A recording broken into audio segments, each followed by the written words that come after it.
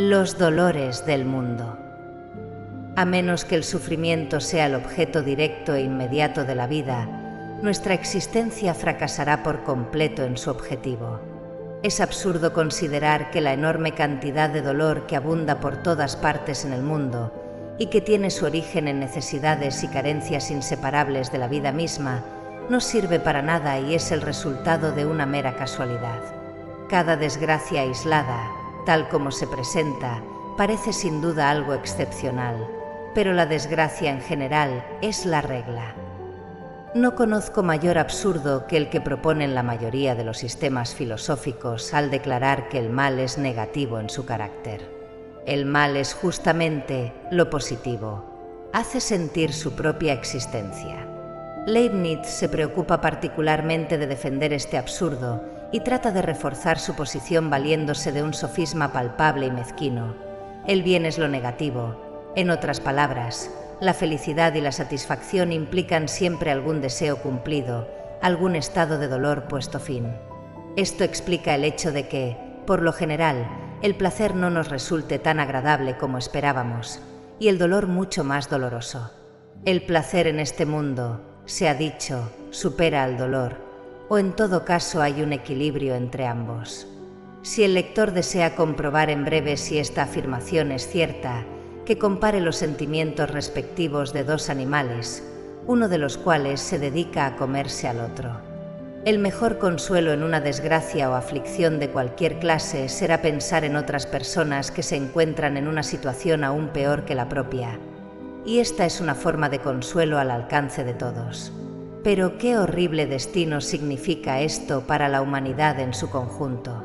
Somos como corderos en el campo, que se divierten bajo la mirada del carnicero, que elige primero a uno y luego a otro como presa. Por eso, en los días buenos, todos somos inconscientes de los males que el destino puede reservarnos en el presente. Enfermedad, pobreza, mutilación, pérdida de la vista o de la razón. No poca parte del tormento de la existencia reside en que el tiempo nos apremia continuamente, sin dejarnos respirar, persiguiéndonos siempre, como un capataz con un látigo. Si en algún momento el tiempo detiene su mano, es solo cuando somos entregados a la miseria del aburrimiento. Pero el infortunio tiene su utilidad, porque así como nuestro cuerpo estallaría en pedazos si se le quitara la presión de la atmósfera, así si las vidas de los hombres fueran liberadas de toda necesidad, penuria y adversidad, si todo lo que tomaran en sus manos tuviera éxito, se hincharían tanto de arrogancia que aunque no estallaran, presentarían el espectáculo de una locura desenfrenada, más aún, enloquecerían. Y puedo decir además que una cierta cantidad de dolor o problema es necesaria para todo hombre en todo momento. Un barco sin lastre es inestable y nunca se enderezará. Es cierto que el trabajo, la preocupación, la labor y los problemas forman la suerte de casi todos los hombres durante toda su vida. Pero si todos los deseos se cumplieran tan pronto como surgieran, ¿cómo ocuparían los hombres sus vidas? ¿Qué harían con su tiempo? Si el mundo fuera un paraíso de lujo y facilidad, una tierra que emana leche y miel, donde cada yac obtuviera su yield de una vez y sin ninguna dificultad, los hombres morirían de aburrimiento o se ahorcarían, o habría guerras, masacres y asesinatos. De modo que al final la humanidad se infligiría a sí misma más sufrimientos de los que ahora tiene que aceptar a manos de la naturaleza. En la primera juventud, cuando contemplamos nuestra vida futura, somos como niños en un teatro antes de que se levante el telón, sentados con mucho ánimo y esperando ansiosamente que comience la obra. Es una bendición que no sepamos lo que realmente va a ocurrir.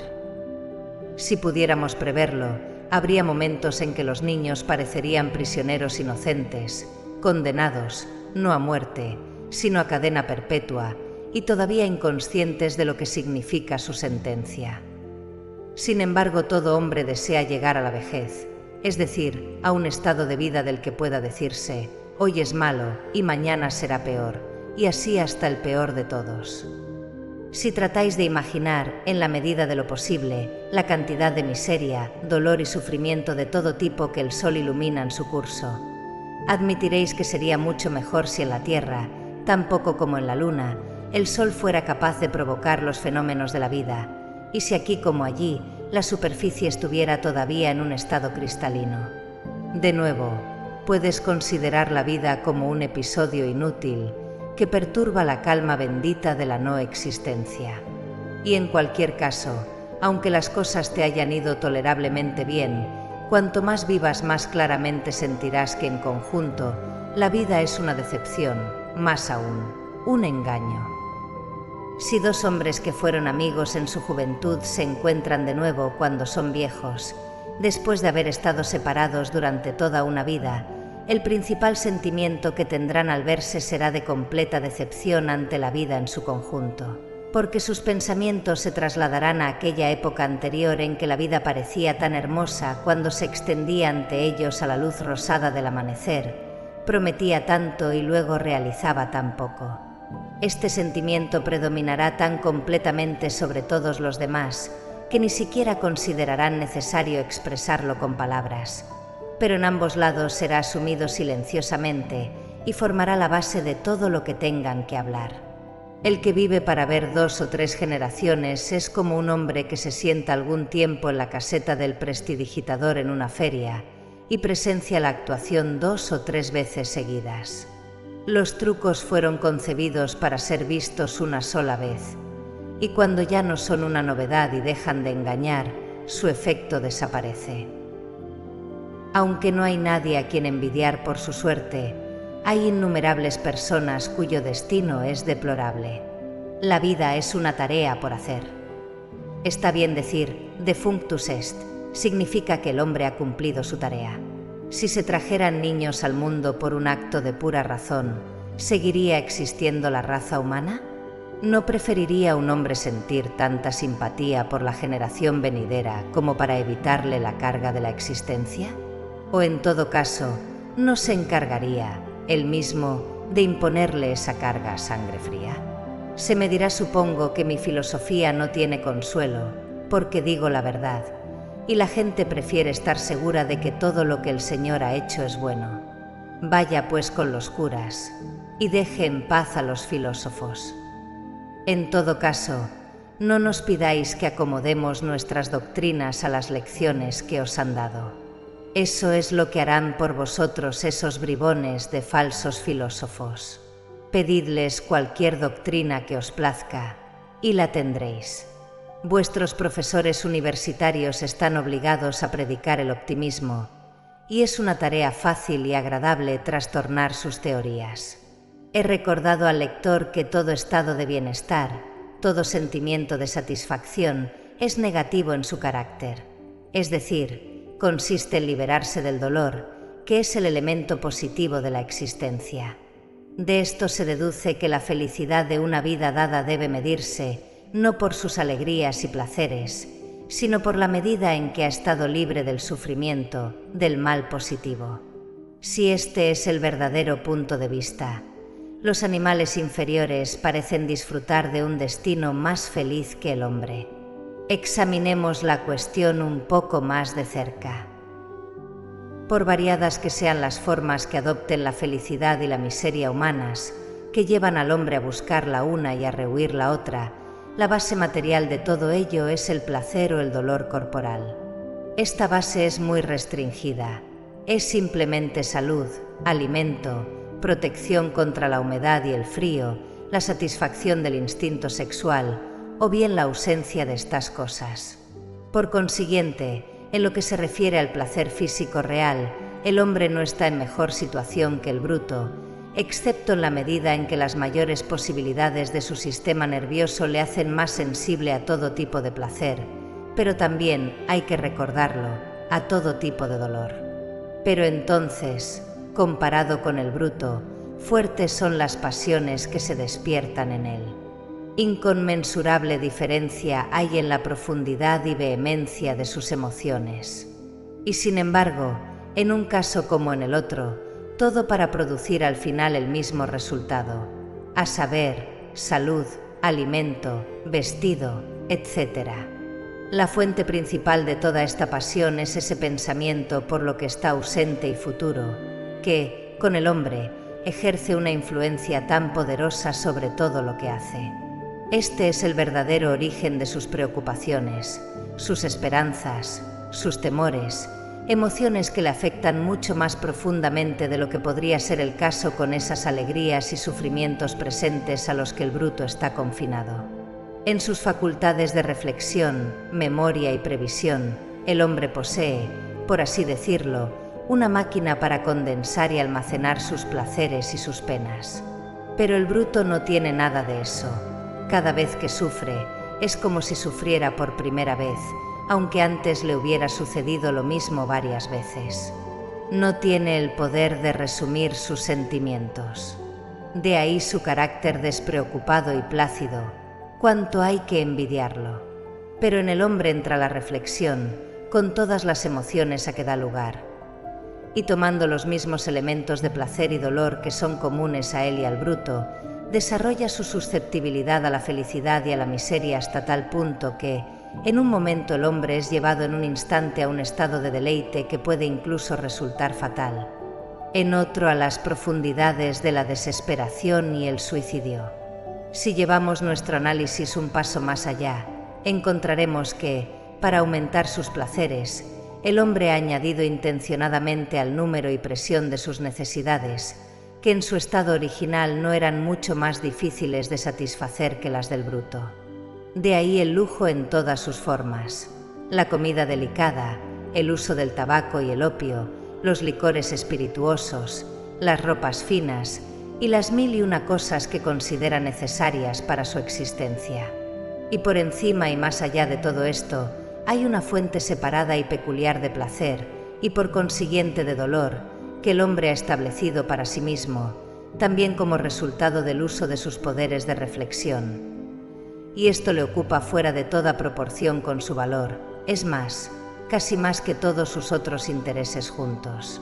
Me refiero a la ambición y al sentimiento de honor y vergüenza. En palabras llanas, lo que piensa sobre la opinión que otras personas tienen de él. Adoptando 1000 formas, a menudo muy extrañas, esto se convierte en el objetivo de casi todos los esfuerzos que realiza y que no tienen su origen en el placer o el dolor físico. Es cierto que, además de las fuentes de placer que tiene en común con el bruto, el hombre tiene también los placeres de la mente. Estos admiten muchas gradaciones, desde la bagatela más inocente o la más simple charla hasta los logros intelectuales más elevados, pero hay que oponerles el aburrimiento que los acompaña en el lado del sufrimiento. El aburrimiento es una forma de sufrimiento desconocida para los brutos, al menos en su estado natural. Solo los más inteligentes de ellos muestran leves rastros de él cuando son domesticados, mientras que en el caso del hombre se ha convertido en un flagelo absoluto. La multitud de miserables cuyo único objetivo en la vida es llenar sus bolsillos, pero nunca poner nada en sus cabezas, ofrece un ejemplo singular de este tormento del aburrimiento. Su riqueza se convierte en un castigo al entregarlos a la miseria de no tener nada que hacer, pues, para escapar de ella, se precipitarán en todas direcciones, viajando aquí, allá y acullá. Apenas llegan a un lugar, están ansiosos por saber qué diversiones ofrece, como si fueran mendigos preguntando dónde pueden recibir una limosna. En verdad, la necesidad y el aburrimiento son los dos polos de la vida humana. Por último, puedo mencionar que, en lo que se refiere a la relación sexual, el hombre está comprometido con una disposición peculiar que le impulsa obstinadamente a elegir a una sola persona. Este sentimiento crece, de vez en cuando, hasta convertirse en un amor más o menos apasionado, que es fuente de poco placer y mucho sufrimiento. Es, sin embargo, algo maravilloso que la mera adición del pensamiento sirva para levantar una estructura tan vasta y elevada de felicidad y miseria humanas. Descansando, además, sobre la misma base estrecha de alegría y tristeza que el hombre tiene en común con el bruto, y exponiéndole a emociones tan violentas, a tantas tormentas de pasión, a tanta convulsión de sentimientos, que lo que ha sufrido está escrito y puede leerse en las líneas de su rostro. Y sin embargo, a fin de cuentas, ha estado luchando por las mismas cosas que el bruto ha alcanzado y con un gasto incomparablemente menor de pasión y dolor. Pero todo esto contribuye a aumentar las medidas de sufrimiento en la vida humana fuera de toda proporción con sus placeres. Y los dolores de la vida son mucho peores para el hombre por el hecho de que la muerte es algo muy real para él. El bruto huye de la muerte instintivamente sin saber realmente lo que es, y por lo tanto sin contemplarla nunca de la manera natural para un hombre, que tiene esta perspectiva siempre ante sus ojos. De modo que aunque solo unos pocos brutos mueren de muerte natural, y la mayoría de ellos viven solo lo suficiente para transmitir su especie, y luego, si no antes, se convierten en la presa de algún otro animal, mientras que el hombre, por otra parte, se las arregla para hacer de la llamada muerte natural la regla, a la que, sin embargo, hay un buen número de excepciones. La ventaja está del lado del bruto, por la razón expuesta anteriormente. Pero el hecho es que el hombre alcanza el término natural de los años tan raramente como el bruto, porque la forma antinatural en que vive y la tensión del trabajo y la emoción conducen a una degeneración de la raza, y así su meta no se alcanza a menudo. El bruto está mucho más contento con la mera existencia que el hombre, la planta lo está totalmente, y el hombre encuentra satisfacción en ella en la misma medida en que es torpe y obtuso. En consecuencia, la vida del bruto lleva consigo menos tristeza, pero también menos alegría, en comparación con la vida del hombre.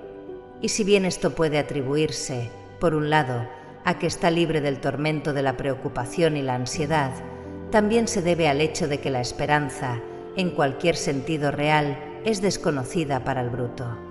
De este modo, se ve privado de toda participación en aquello que nos proporciona la mayor parte y lo mejor de nuestras alegrías y placeres, la anticipación mental de un futuro feliz y el juego inspirador de la fantasía, ambos debidos a nuestro poder de imaginación. Si el bruto está libre de preocupaciones, también carece, en este sentido, de esperanza.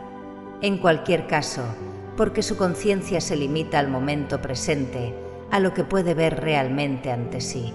El bruto es una encarnación de los impulsos presentes y, por consiguiente, los elementos de temor y esperanza que existen en su naturaleza y no van muy lejos surgen solo en relación con los objetos que están ante él y al alcance de esos impulsos. Mientras que el campo de visión del hombre abarca toda su vida y se extiende mucho hacia el pasado y el futuro. Siguiendo con esto, hay un aspecto en el que los brutos muestran una verdadera sabiduría en comparación con nosotros, su tranquilo y plácido disfrute del momento presente. La tranquilidad de espíritu que esto parece darles a menudo nos avergüenza por las muchas veces que permitimos que nuestros pensamientos y nuestras preocupaciones nos inquieten y descontenten. Y de hecho, esos placeres de la esperanza y la anticipación que he estado mencionando no se tienen en vano. El placer que un hombre siente al esperar y aguardar una satisfacción especial es una parte del verdadero placer que se disfruta por adelantado. Esto se deduce después, porque cuanto más esperamos algo, menos satisfacción encontramos en ello cuando llega. Pero el goce del bruto no se anticipa y, por lo tanto, no sufre ninguna deducción, de modo que el placer real del momento le llega íntegro e intacto. De la misma manera, también el mal presiona sobre el bruto solo con su propio peso intrínseco, mientras que con nosotros el miedo de su venida a menudo hace su carga 10 veces más penosa. Es precisamente esta forma característica en la que el bruto se entrega por completo al momento presente lo que contribuye tanto al placer que sentimos por nuestros animales domésticos. Son la personificación del momento presente y en algunos aspectos nos hacen sentir el valor de cada hora libre de problemas y molestias, que nosotros, con nuestros pensamientos y preocupaciones, casi siempre ignoramos. Pero el hombre, esa criatura egoísta y despiadada, abusa de esta cualidad del bruto para contentarse más que nosotros con la mera existencia, y a menudo la trabaja hasta tal punto que no permite al bruto absolutamente nada más que la mera y desnuda vida. El pájaro que fue creado para recorrer la mitad del mundo es encerrado en el espacio de un pie cúbico, donde muere lentamente anhelando y clamando por la libertad, porque en una jaula no canta por placer. Y cuando veo cómo el hombre abusa del perro, su mejor amigo, cómo ata a este inteligente animal con una cadena, siento la más profunda simpatía por el bruto y una ardiente indignación contra su amo. Veremos más adelante que, adoptando un punto de vista muy elevado, es posible justificar los sufrimientos de la humanidad. Pero esta justificación no puede aplicarse a los animales, cuyos sufrimientos, aunque en gran medida provocados por los hombres, son a menudo considerables incluso al margen de su acción. Y así nos vemos obligados a preguntar, ¿por qué y para qué existe todo este tormento y agonía? Aquí no hay nada que haga reflexionar a la voluntad, no es libre de negarse a sí misma y obtener así la redención. Solo hay una consideración que puede servir para explicar los sufrimientos de los animales. Es esta, que la voluntad de vivir, que subyace a todo el mundo de los fenómenos, debe, en su caso, satisfacer sus ansias alimentándose de sí misma. Esto lo hace formando una gradación de fenómenos, cada uno de los cuales existe a expensas de otro. He demostrado, sin embargo, que la capacidad de sufrimiento es menor en los animales que en el hombre.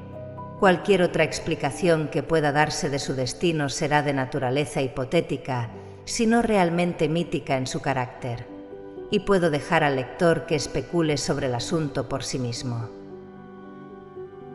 Se dice que Brahma produjo el mundo por una especie de caída o error, y para expiar su locura, está obligado a permanecer en él hasta que realice su redención. Como relato del origen de las cosas, es admirable. Según las doctrinas del budismo, el mundo surgió como resultado de alguna perturbación inexplicable en la calma celestial del nirvana, ese estado bendito obtenido por expiación que había durado tanto tiempo. El cambio tuvo lugar por una especie de fatalidad. Debe entenderse que esta explicación tiene en el fondo algo de moral, aunque está ilustrada por una teoría exactamente paralela en el dominio de la ciencia física, que sitúa el origen del Sol en una primitiva veta de niebla, formada no se sabe cómo. Posteriormente, por una serie de errores morales, el mundo fue empeorando paulatinamente, también en el orden físico, hasta adoptar el aspecto lúgubre que luce hoy en día. Los griegos consideraban que el mundo y los dioses eran obra de una necesidad inescrutable, una explicación pasable. Podemos contentarnos con ella hasta que consigamos una mejor. De nuevo, Ormuzd y Ahriman son poderes rivales, continuamente en guerra. Eso no es malo. Pero que un dios como Jehová haya creado este mundo de miseria y desdicha, por puro capricho y porque disfrutó haciéndolo, y que luego haya aplaudido en alabanza de su propia obra y declarado que todo está muy bien, eso no sirve en absoluto. En su explicación del origen del mundo, el judaísmo es inferior a cualquier otra forma de doctrina religiosa profesada por una nación civilizada, y está muy en consonancia con esto, que es la única que no presenta rastro alguno de creencia en la inmortalidad del alma. Aunque Leibniz sostuviera que este es el mejor de los mundos posibles, eso no justificaría que Dios lo hubiera creado, porque Él es el creador no solo del mundo, sino de la posibilidad misma, y por lo tanto debería haber ordenado la posibilidad de tal manera que admitiera algo mejor. Hay dos cosas que hacen imposible creer que este mundo sea la obra exitosa de un ser omnisapiente, todo bueno y al mismo tiempo todopoderoso. En primer lugar, la miseria que abunda en él, por todas partes. Y en segundo lugar, la imperfección obvia de su producto más elevado, el hombre que es un burlesco de lo que debería ser. Estas cosas no pueden conciliarse con ninguna creencia de este tipo. Por el contrario, son justamente los hechos que apoyan lo que he estado diciendo. Son nuestra autoridad para ver el mundo como el resultado de nuestras propias fechorías y, por lo tanto, como algo que mejor no hubiera sido. Mientras que, según la primera hipótesis, constituyen una amarga acusación contra el Creador y proporcionan material para el sarcasmo. Según la segunda, forman una acusación contra nuestra propia naturaleza, nuestra propia voluntad, y nos enseñan una lección de humildad. Nos hacen ver que, como los hijos de un libertino, venimos al mundo con la carga del pecado sobre nosotros, y que solo por tener que expiar continuamente este pecado nuestra existencia es tan miserable y que su fin es la muerte. No hay nada más cierto que la verdad general de que es el grave pecado del mundo lo que ha producido el grave sufrimiento del mundo. No me refiero aquí a la conexión física entre estas dos cosas que yacen en el reino de la experiencia. Mi significado es metafísico. En consecuencia, lo único que me reconcilia con el Antiguo Testamento es la historia de la caída. A mis ojos, es la única verdad metafísica de ese libro, aunque aparezca en forma de alegoría. No me parece que haya mejor explicación de nuestra existencia que la de que es el resultado de algún paso en falso, de algún pecado del que estamos pagando la pena. No puedo dejar de recomendar al lector reflexivo un tratado popular, pero al mismo tiempo profundo, de Claudio sobre este tema, que exhibe el espíritu esencialmente pesimista del cristianismo.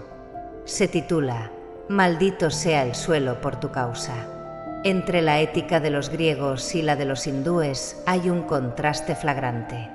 En un caso, con la excepción, hay que confesarlo, de Platón, el objeto de la ética es permitir al hombre llevar una vida feliz. En el otro, es liberarlo y redimirlo de la vida por completo, como se afirma directamente en las primeras palabras del Sankhya-Karika. A esto se une el contraste entre la idea griega y cristiana de la muerte. Se presenta sorprendentemente de forma visible en un bello sarcófago antiguo en la Galería de Florencia, que exhibe, en relieve, toda la serie de ceremonias que asistían a una boda en la antigüedad, desde la oferta formal hasta la noche en que la antorcha de Himeneo ilumina el hogar de la feliz pareja. Compárese con el féretro cristiano, envuelto en un negro lúgubre y coronado por un crucifijo. ¿Cuánto significado tienen estas dos formas de encontrar consuelo en la muerte? Son opuestas entre sí, pero cada una es correcta. La una apunta a la afirmación de la voluntad de vivir, que permanece segura de la vida para siempre, por muy rápidamente que cambien sus formas. La otra, en el símbolo del sufrimiento y de la muerte, apunta a la negación de la voluntad de vivir, a la redención de este mundo, dominio de la muerte y del demonio. Y en la cuestión entre la afirmación y la negación de la voluntad de vivir, el cristianismo tiene razón en última instancia. El contraste que presenta el Nuevo Testamento al compararlo con el Antiguo, según la visión eclesiástica del asunto, es justamente el que existe entre mi sistema ético y la filosofía moral de Europa. El Antiguo Testamento representa al hombre bajo el dominio de la ley, en la que, sin embargo, no hay redención.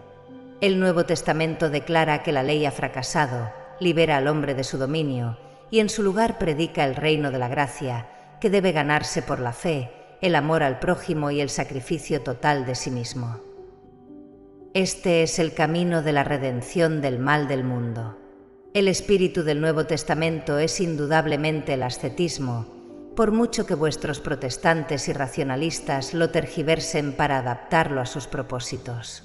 El ascetismo es la negación de la voluntad de vivir, y el paso del Antiguo Testamento al Nuevo, del dominio de la ley al de la fe, de la justificación por las obras a la redención por el mediador, del dominio del pecado y de la muerte a la vida eterna en Cristo, significa, tomado en su verdadero sentido, el paso de las virtudes meramente morales a la negación de la voluntad de vivir. Mi filosofía muestra el fundamento físico de la justicia y del amor a los hombres, y señala la meta a la que conducen necesariamente estas virtudes, si se practican con perfección. Al mismo tiempo es sincera al confesar que el hombre debe dar la espalda al mundo, y que la negación de la voluntad de vivir es el camino de la redención.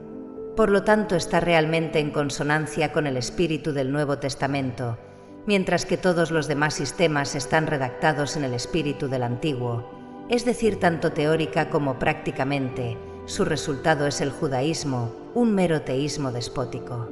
En este sentido, pues, mi doctrina podría llamarse la única verdadera filosofía cristiana, por paradójica que pueda parecer esta afirmación a las personas que adoptan puntos de vista superficiales en lugar de penetrar en el meollo de la cuestión. Si queréis una brújula segura para guiaros por la vida y desterrar toda duda sobre la manera correcta de mirarla, no podéis hacer nada mejor que acostumbraros a considerar este mundo como una penitenciaría, una especie de colonia penal, o, como la llamó el filósofo más antiguo. Entre los padres cristianos, Orígenes, con encomiable valentía, adoptó este punto de vista, que se justifica además por ciertas teorías objetivas de la vida. Me refiero no solo a mi propia filosofía, sino a la sabiduría de todas las épocas, tal como se expresa en el brahmanismo y el budismo, y en los dichos de filósofos griegos como Empédocles y Pitágoras, como también por Cicerón, en su observación de que los sabios de antaño solían enseñar que venimos a este mundo para pagar la pena del crimen cometido en otro estado de existencia, doctrina que formaba parte de la iniciación en los misterios. Y Vanini, a quien sus contemporáneos quemaron, encontrando que era una tarea más fácil que rebatirle, expone lo mismo de una manera muy contundente. El hombre, dice, está tan lleno de toda clase de miserias que, si no repugnara la religión cristiana, me atrevería a afirmar que si los espíritus malignos existen, han tomado forma humana y ahora están espiando sus crímenes y el verdadero cristianismo, usando la palabra en su sentido correcto. También considera nuestra existencia como la consecuencia del pecado y del error.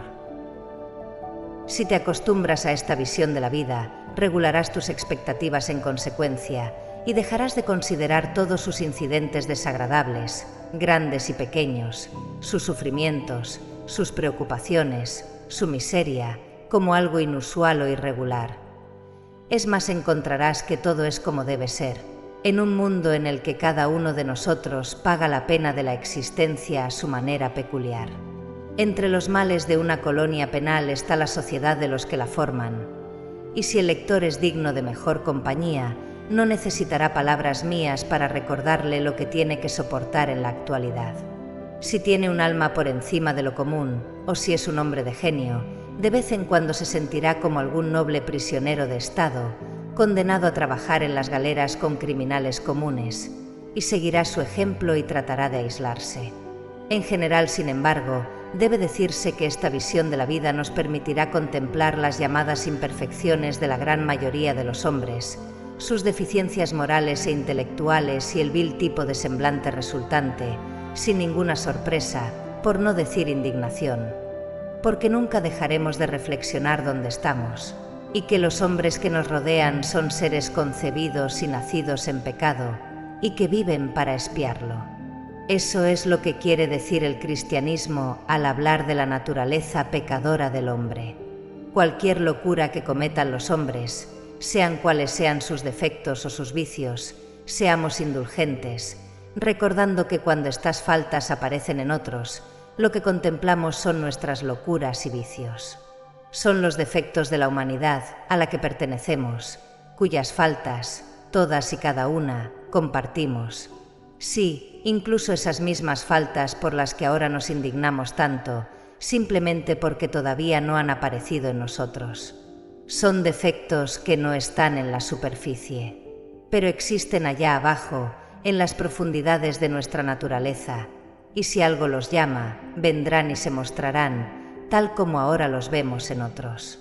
Un hombre, es verdad, puede tener defectos que están ausentes en su semejante, y es innegable que la suma total de malas cualidades es en algunos casos muy grande, porque la diferencia de individualidad entre hombre y hombre sobrepasa toda medida. De hecho, la convicción de que el mundo y el hombre son algo que mejor no hubiera sido, es del tipo que nos llena de indulgencia hacia los demás. Es más, desde este punto de vista, bien podríamos considerar que la forma adecuada de dirigirse a alguien no es Monsieur, Sir, mein Herr, sino mi compañero de fatigas, Souci malorum, compagnon de misère. Esto puede sonar extraño, pero está en consonancia con los hechos. Pone a los demás bajo una luz correcta y nos recuerda lo que es después de todo, lo más necesario en la vida: la tolerancia, la paciencia, la consideración y el amor al prójimo, de los que todo el mundo tiene necesidad y que, por lo tanto, todo hombre debe a su prójimo.